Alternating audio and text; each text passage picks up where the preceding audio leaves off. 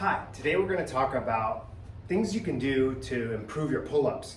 A lot of my guys and gals here come in here and they can't do any pull-ups, and so the first thing that I have them do is practice lifting their arms overhead to kind of take a look at where their shoulders are.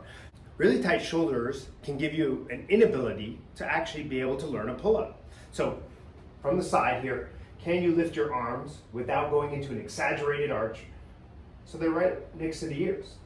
If you struggle to get into this position but still keep a nice long neck, for example, you're this way, that means your shoulders are too tight to actually be able to pull up in the correct line. Again, when you're doing pull-ups, you gotta be able to pull up straight up, right? So if the shoulders are tight, they're gonna push you out of alignment, you're gonna feel very weak, it's gonna feel very, very difficult, and you're not actually gonna pull from the lats, which is often one of the most critical mistakes. So if you evaluate and do your arms overhead test and you're tight, first thing you can do is just take a nice jump stretch band and doing a traditional shoulder dislocate back and forth to loosen up the shoulders.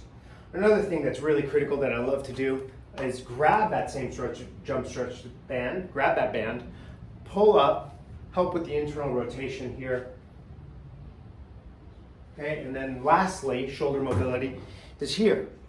So, what's my favorite movement to help pull-ups? Probably my hanging from the bar here, doing a reverse shrug, or what I call a hanging reverse shrug.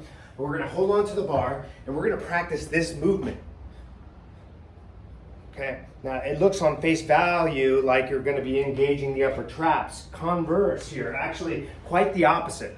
We're gonna be working the lower traps, and those are responsible for initially pulling the shoulders down before you do your pull-up. What we want to avoid is pulling up in this position. This doesn't pull from the lats, feels very weak.